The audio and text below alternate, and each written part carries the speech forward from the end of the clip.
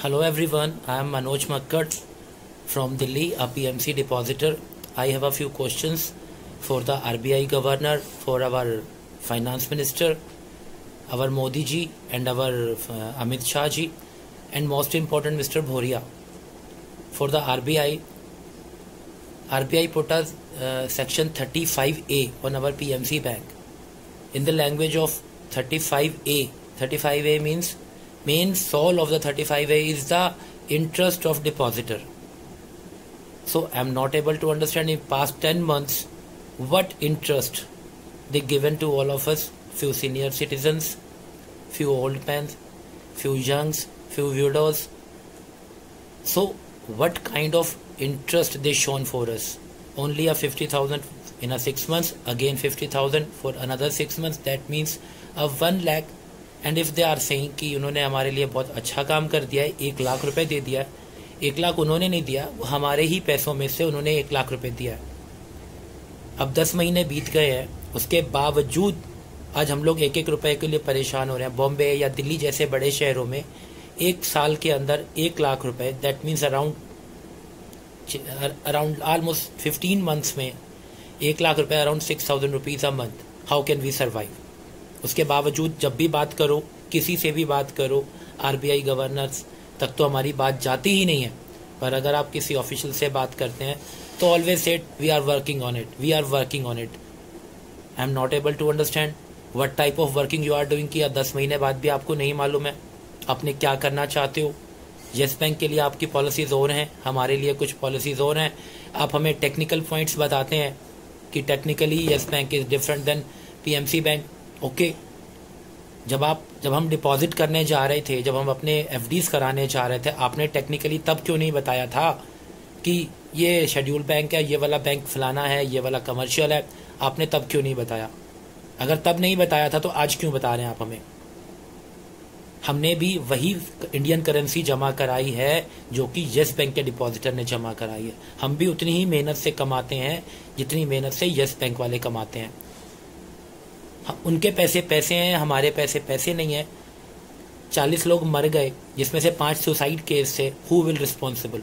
RBI या कौन है? डिपॉजिटर तो बिल्कुल भी नहीं है। तो अब आप बताइए।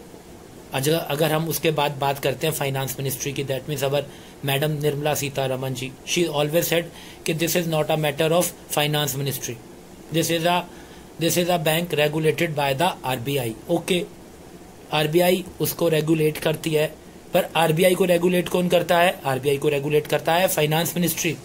आप अपना पल्ला छुड़ा लेती हैं एवरी टाइम्स कि हमारा मैटर नहीं है, हमारा मैटर नहीं है। तो किसका मैटर है ये मैटर है किसका? आरबीआई का है। तो आरबीआई को आप क्यों नहीं गाइड करती हैं? आप 10 महीने में एक गाइडलाइन नहीं कर सके हैं कि आप आरबीआई की ये कीजिए। स्टेट गवर्नमेंट कहती है हमारे पास फंड्स नहीं है, सेंट्रल गवर्नमेंट कहती है हमारे पास फंड्स नहीं है। जब अपने ही डिपॉजिटर अपने कुछ अकाउंट्स और कुछ बैलेंस को लॉक इन करने को तैयार है, तब भी आपके पास रास्ता नहीं है। इसका मतलब कहीं ना कहीं इंटेंशन में गलती है ना, कहीं कोई नियत में खराबी है क्या आपके पैसे देने में? बहुत थोड़े से पैसे हैं मैम, 4-5 हजार करोड़ एक देश के लिए, एक 10-12-15 लाख डिपॉजिटर्स के लिए, और एक देश को एक 15 लाख लोगों का ट्रस्ट जीतने के लिए बहुत छोटी रकम होती है मैम। अगर आप देना चाहें, और देना भी क्या चाहें, अगर आज फाइनेंस मिनिस्ट्री, रिजर्व बैंक या कोई बड़ा लीडर भी आप लोग एक अनाउंसमेंट कर देना 10 महीनों में कि आपके पैसे सुरक्षित हैं, आपके पैसे वापस मिलेंगे, कितने ही लोग जो डिप्रेशन में जा रहे हैं या जा चुके हैं ऑलरेडी, उन सबको एक नई लाइफ मिल जाएगी। पर इतना सब बोलने में भी 10 महीने बीत गए और अभी तक yet not received any assurance from all of you. गलत बात है ये। आप कुछ नहीं कर रहे हैं, आप पैसा देंगे या नहीं देंगे बात की बात है, पर अपना ट्रस्ट जरूर खराब कर रहे हैं आप लोग। उसके बाद मैं अपनी बात करना चाहता हूँ अपने अमित शाह जी से। इतने बड़े बड़े, बहुत दिल से सम्मान करता हूँ जिस हिसाब से, जिस तरह से उन्होंने ऐसे काम किए हैं। सेक्शन धारा 370 हटा दी कश्मीर में, कितना बड़ा इशू था, कितना बड़ा इशू था कि सब लोग डर रहे थे, और कैसे आराम से हो गया। हम आज भी तारीफ करते हैं उस बात की। इतने बड़े बड़े काम करने वाले अमित शाह जी हमारे देश के होम मिनिस्टर हैं। हम भी देश की, उसी देश की जनता है। हम पाकिस्तान, बांग्लादेश, मालदीव ये सब के नहीं है, हमारे लिए नहीं है। 12 लाख लोग हैं हम लोग, हमारे लिए क्या कुछ नहीं है क्या? इतनी सी डिसीजन नहीं हो रहा कि आप इस बैंक को चालू कर दीजिए, इनको कोई रिलीफ दे दीजिए, और कुछ नहीं तो एक एश्योरेंस दे दीजिए। टाइम आप डिसाइड करें आप हमारा पैसा कब वापस देंगे, पर हाँ एक बारी हामी तो भरिए। इतने बड़े डिसीजन लेने वाले आज इतने छोटा सा डिसीजन लेते हुए एक बारी बात आती है कि हाँ we are working on it, we are working on it. Okay, आप काम कीजिए पर एक एश्योरेंस तो दे दीजिए। हमारे मोदी जी इतना सम्मान, इतना जितना सारी दुनिया में उनकी पूजा होती है, हमारे देश में हम सब ने उनको वोट दिया है, बीजेपी के पक्के हम फॉलोअर्स हैं। आज उनकी तरफ से एक इतने हजारों ट्वीट्स हम रोज करते हैं, हजारों ट्वीट्स मोदी जी को करते हैं, एक सिंगल ट्वीट का जवाब नहीं आता कि बेटा कीप पेशेंस, हम आपके पैसा वापस मिलेगा, आप थोड़ा सा सब्र कीजिए, पर नहीं आता। क्या गलती हो गई हमसे? एक बच्चा सड़क पे गिर जाता है, कोई सेलिब्रिटी का रोड एक्सीडेंट हो जाता है, आपका मोदी जी का ट्वीट आता है इमीडिएटली कि ये हो गया वो हो गया, 40 मर गए, कोई ट्वीट नहीं आया। एक रिप्लाई तो कीजिए। मैं सर अपने ही देश के लोग हैं, हम लोग बाहर से नहीं हैं। हम लोग हमेशा, चाहे गवर्नमेंट हमेशा कंपैरिजन करती है कहीं ना कहीं पाकिस्तान के साथ, हम पाकिस्तान से बेहतर, पाकिस्तान में ये, पाकिस्तान में होगा, हमें उससे क्या, पर पाकिस्तान में भी इस तरह से कोई बैंक के पैसे नहीं लूटे हैं सर, ये भी मुझे पता है, पर हमें उनसे कोई लेना देना नहीं, हमारा उनसे कोई कंपैरिजन नहीं। हम बहुत अच्छे हैं आपकी वजह से, पाकिस्तान ही नहीं, हम बहुत सारे देशों से सिर्फ आपकी वजह से हमारा सिर गर्व से ऊंचा होता है। बहुत खुशी होती है जब आप बाहर जाते हैं और हमारे देश की इज्जत बढ़ाते हैं। और लास्ट पॉइंट जो है ना, मैं भौरिया जी से बात करना चाहता हूँ।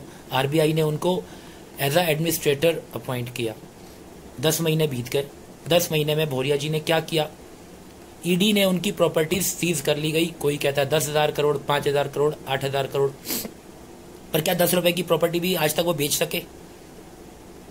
अगर नहीं बेच सकते, आप उनका 10 रुपए का भी माल नहीं बेच सकते, सिर्फ आपने बैठ के तनख्वाहें लेनी है, अपनी सैलरी लेनी है, पीएमसी के स्टाफ को सैलरी देनी है, और हमारे पैसों में से ऑलमोस्ट 1 करोड़ रुपए रोज का खर्चा है, और आप हमारे पैसों में से हमें तो आप दे नहीं रहे हो।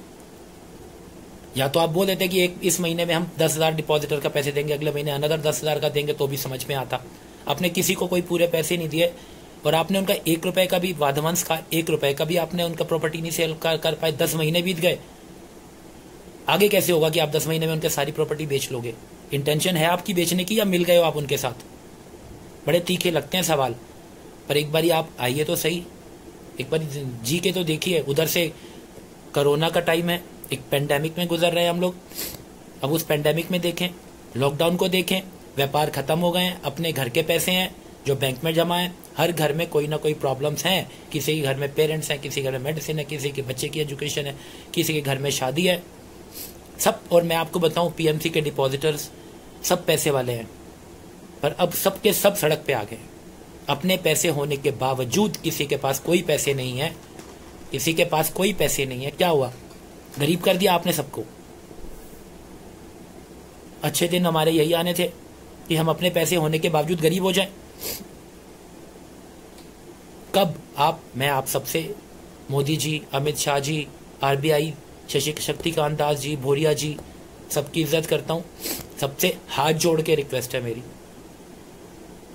इस रिजॉल्व पीएमसी इशू रिजॉल्व कीजिए सर, इसको बहुत हो गया। बैंकिंग ट्रस्ट खत्म हो जाएगा बैंकिंग सेक्टर से, सभी का, कोई नहीं रखेगा पैसा, और आपका पैसा आपके पास ही है। हम लोग, आप पीएमसी बैंक को अगर चालू भी कर देंगे तो क्या होगा? हमारे पैसे उसी में रहेंगे, नहीं रहेंगे उसमें नहीं रहेंगे। अब तो सारे बैंक्स आरबीआई के अंडर में हैं, चाहे वो कोऑपरेटिव हो चाहे वो दूसरे हों। इस बैंक से निकाल के उस बैंक में कर दिया, पैसा तो आरबीआई के पास ही रहा। हम घर थोड़ी नहीं ले जा रहे हैं, नहीं निकालेंगे, ये प्रॉमिस करते हैं। देश का पैसा देश में ही है, घर का पैसा घर में ही है, पर हमारी मजबूरियों के साथ खेलिए मत, हमारे इमोशंस के साथ खेलिए मत। It's a request to you, please resolve PMC. Thank you so much sir.